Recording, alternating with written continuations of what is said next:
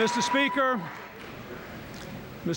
Mr. Vice President, members of Congress, honored guests, my fellow Americans.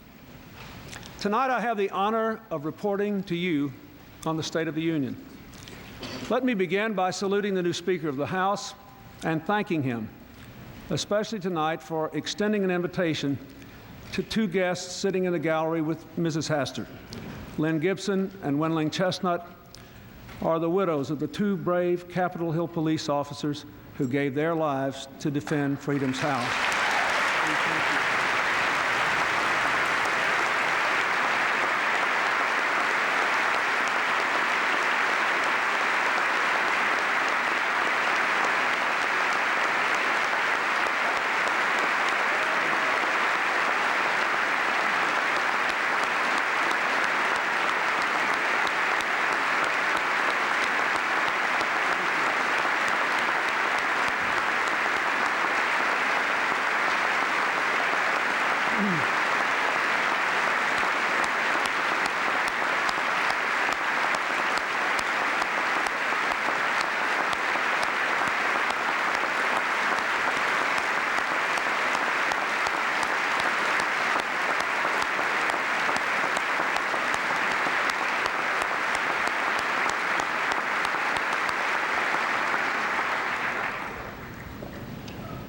Mr. Speaker, at your swearing in, you ask us all to work together in a spirit of civility and bipartisanship. Mr. Speaker, let's do exactly that. Thank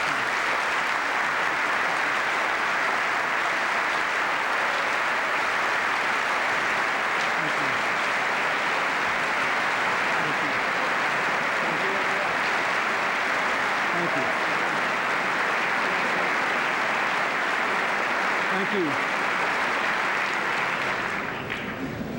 Tonight I stand before you to report that America has created the longest peacetime economic expansion in our history.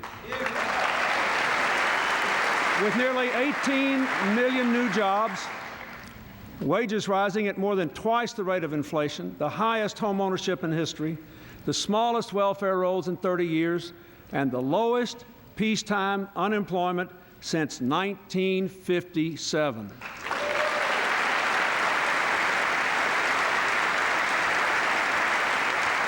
For the first time in 3 decades, the budget is balanced.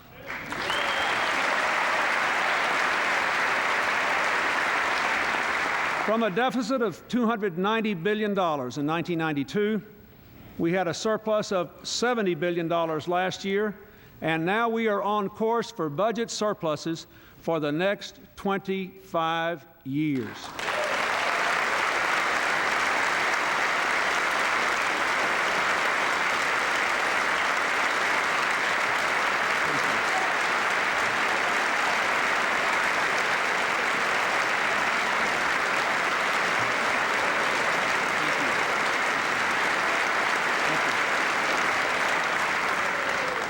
Thanks to the pioneering leadership of all of you, we have the lowest violent crime rate in a quarter century and the cleanest environment in a quarter century.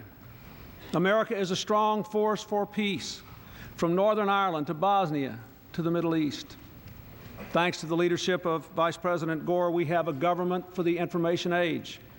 Once again, a government that is a progressive instrument of the common good, rooted in our oldest values of opportunity, responsibility, and community, devoted to fiscal responsibility, determined to give our people the tools they need to make the most of their own lives in the 21st century. A 21st century government for 21st century America. My fellow Americans, I stand before you tonight to report that the state of our union is strong.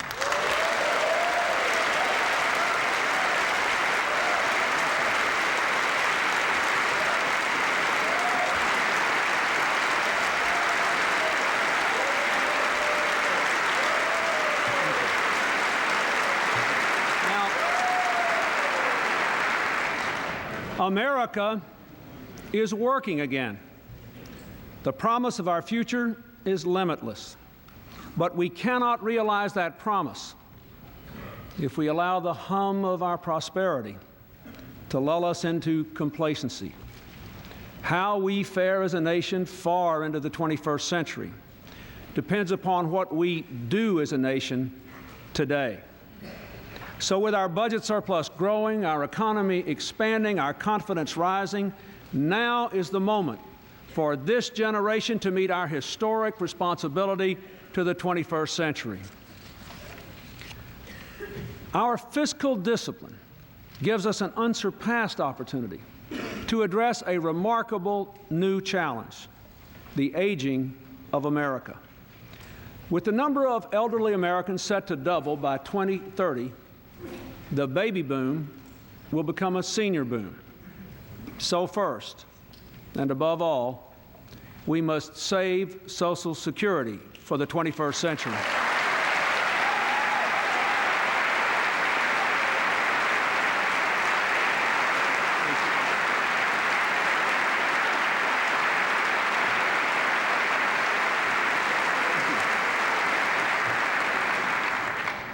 Early in this century, being old meant being poor. When President Roosevelt created Social Security, thousands wrote to thank him for eliminating what one woman called the stark terror of penniless, helpless old age. Even today, without Social Security, half our nation's elderly would be forced into poverty. Today, Social Security is strong, but by 2013, payroll taxes will no longer be sufficient to cover monthly payments. By 2032, the trust fund will be exhausted, and Social Security will be unable to pay the full benefits older Americans have been promised. The best way to keep Social Security a rock-solid guarantee is not to make drastic cuts in benefits, not to raise payroll tax rates, not to drain resources from Social Security in the name of saving it. Instead, I propose that we make the historic decision to invest the surplus to save Social Security.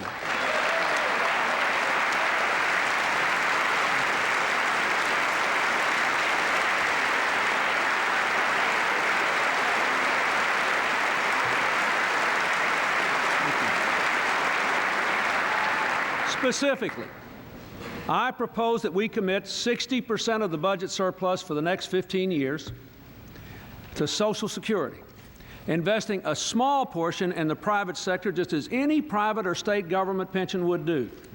This will earn a higher return and keep Social Security sound for 55 years. But we must aim higher. We should put Social Security on a sound footing for the next 75 years. We should reduce poverty among elderly women who are nearly twice as likely to be poor as our other seniors. And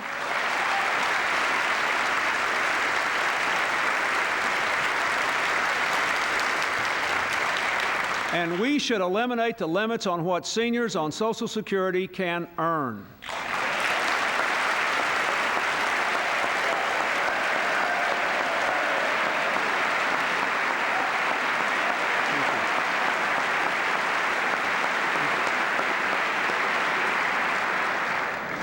Now, these changes will require difficult but fully achievable choices over and above the dedication of the surplus. They must be made on a bipartisan basis. They should be made this year. So let me say to you tonight, I reach out my hand to all of you in both houses, in both parties, and ask that we join together in saying to the American people, we will save Social Security now.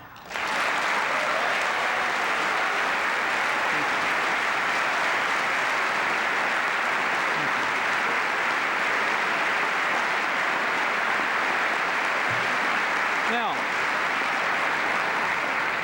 last year we wisely reserved all the surplus until we knew what it would take to save Social Security. Again, I say, we shouldn't spend any of it, not any of it, until after Social Security is truly saved. First things first.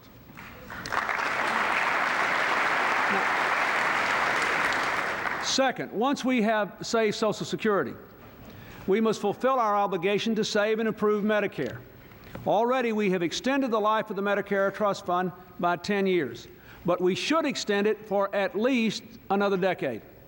Tonight, I propose that we use $1 out of every $6 in the surplus for the next 15 years to guarantee the soundness of Medicare until the year 2020.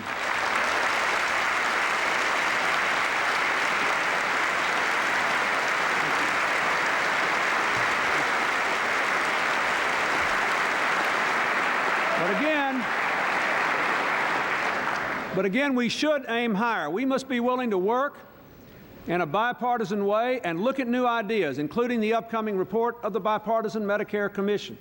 If we work together, we can secure Medicare for the next 2 decades and cover the greatest growing need of seniors, affordable prescription drugs.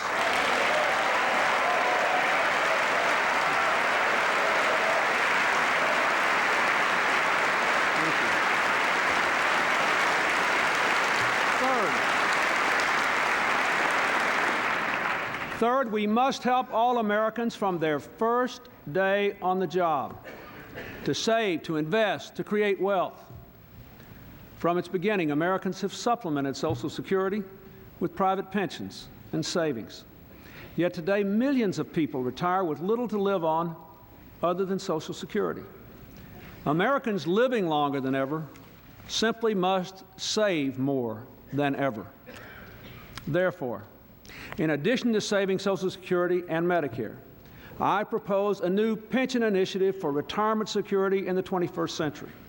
I propose that we use a little over 11% of the surplus to establish universal savings accounts, USA accounts, to give all Americans the means to save. With these new accounts, Americans can invest as they choose and receive funds to match a portion of their savings with extra help for those least able to save. USA accounts will help all Americans to share in our nation's wealth and to enjoy a more secure retirement. I ask you to support them.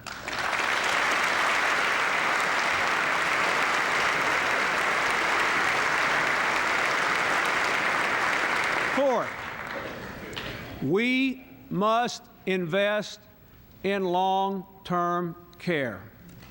I propose a tax credit of $1,000 for the aged, ailing, or disabled and the families who care for them. Long-term care will become a bigger and bigger challenge with the aging of America, and we must do more to help our families deal with it.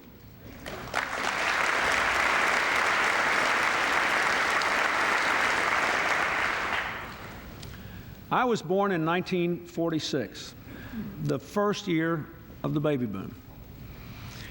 I can tell you that one of the greatest concerns of our generation is our absolute determination not to let our growing old place an intolerable burden on our children and their ability to raise our grandchildren.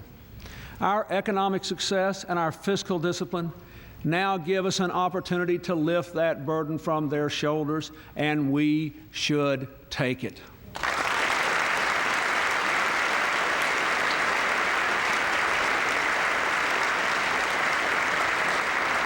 Saving Social Security, Medicare, creating USA accounts, this is the right way to use the surplus. If we do so,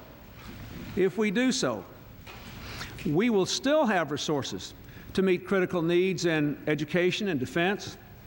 And I want to point out that this proposal is fiscally sound. Listen to this. If we set aside 60% of the surplus for Social Security and 16% for Medicare, over the next 15 years, that saving will achieve the lowest level of publicly held debt since right before World War I in 1917.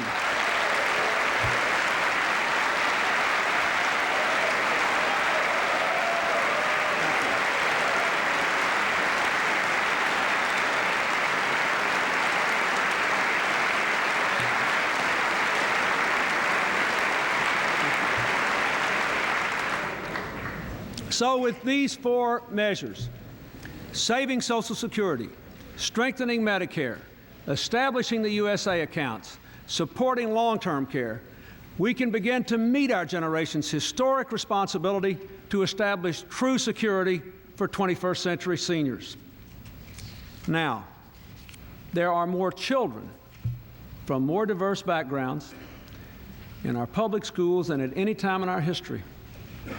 Their education must provide the knowledge and nurture the creativity that will allow our entire nation to thrive in the new economy. Today we can say something we couldn't say 6 years ago.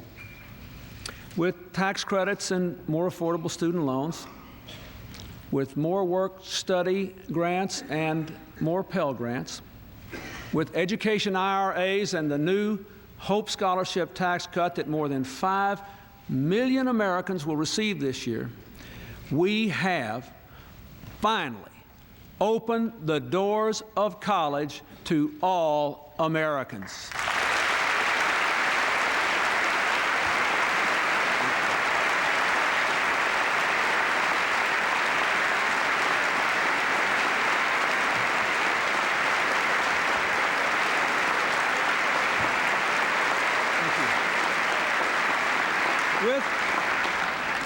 With our support, nearly every state has set higher academic standards for public schools, and a voluntary national test is being developed to measure the progress of our students. With over $1 billion in discounts available this year, we are well on our way to our goal of connecting every classroom and library to the Internet. Last fall, you passed our proposal to start hiring 100,000 new teachers to reduce class size in the early grades. Now I ask you to finish the job.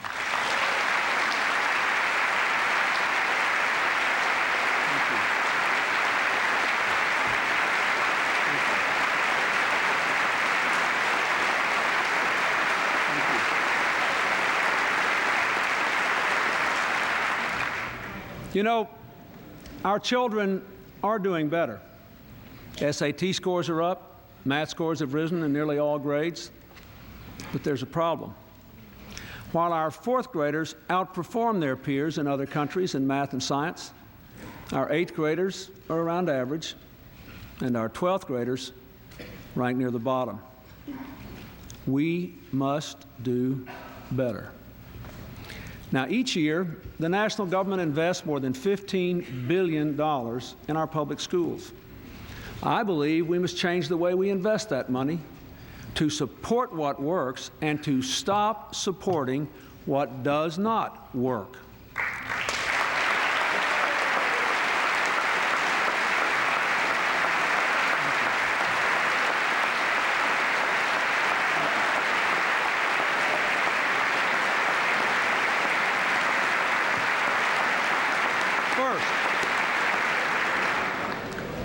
Later this year, I will send to Congress a plan that for the first time holds states and school districts accountable for progress and rewards them for results. My Education Accountability Act will require every school district receiving federal help to take the following 5 steps. First, all schools must end social promotion. Now, no child should graduate from high school with a diploma he or she can't read.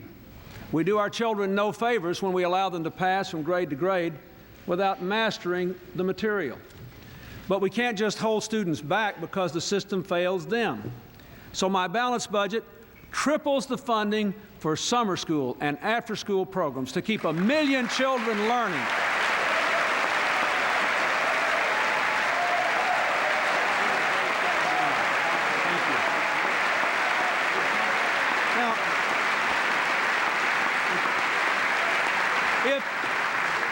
If you doubt this will work, just look at Chicago, which ended social promotion and made summer school mandatory for those who don't master the basics. Math and reading scores are up 3 years running with some of the biggest gains in some of the poorest neighborhoods. It will work, and we should do it.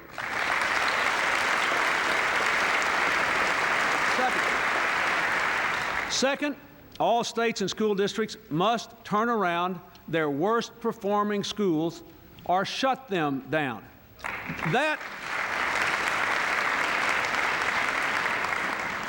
That's the policy established in North Carolina by Governor Jim Hunt. North Carolina made the biggest gains in test scores in the nation last year. Our budget includes $200 million to help states turn around their own failing schools. Third, all states and school districts must be held responsible for the quality of their teachers. The great majority of our teachers do a fine job, but in too many schools, teachers don't have college majors or even minors in the subjects they teach. New teachers should be required to pass performance exams, and all teachers should know the subjects they're teaching.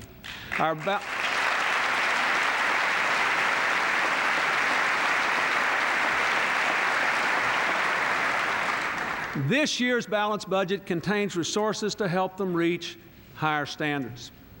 And to attract talented young teachers to the toughest assignments, I recommend a 6-fold increase in our program for college scholarships for students who commit to teach in the inner cities and isolated rural areas and in Indian communities. Let us bring excellence to every part of America. Thank you. Thank you. Fourth, we must empower parents with more information and more choices. In too many communities, it's easier to get information on the quality of the local restaurants than on the quality of the local schools. Every school district should issue report cards on every school. And parents should be given more choices in selecting their public schools.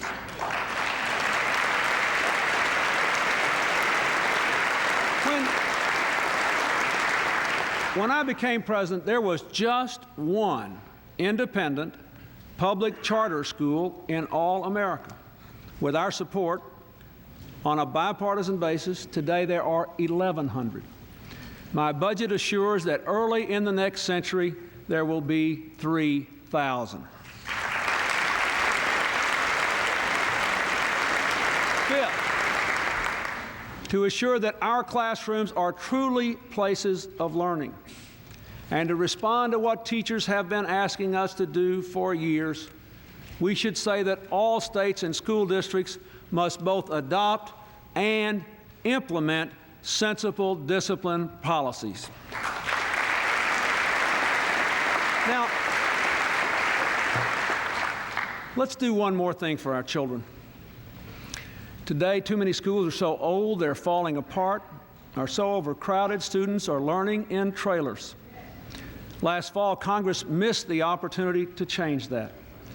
This year, with 53 million children in our schools, Congress must not miss that opportunity again. I ask you to help our communities build or modernize 5,000 schools.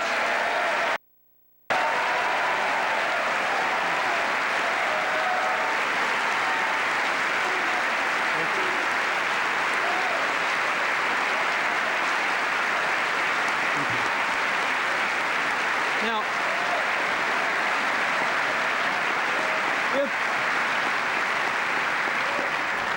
if we do these things, end social promotion, turn around failing schools, build modern ones, support qualified teachers, promote innovation, competition, and discipline, then we will begin to meet our generation's historic responsibility to create 21st century schools. Now, we also have to do more to support the millions of parents who give their all every day at home and at work. The most basic tool of all is a decent income.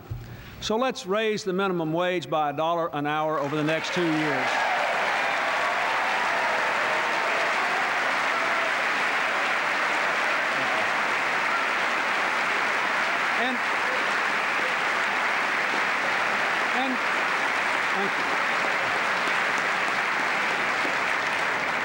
And let's make sure that women and men get equal pay for equal work by strengthening enforcement of the equal pay laws. Thank you.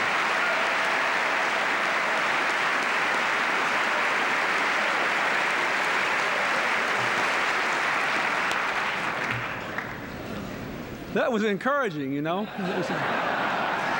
There was more balance on the seesaw. I like that. Let's give him a hand. That's great. Working parents also need quality child care. So, again this year, I asked Congress to support our plan for tax credits and subsidies for working families, for improved safety and quality, for expanded after-school program. And our plan also includes a new tax credit for stay-at-home parents, too. They need support as well.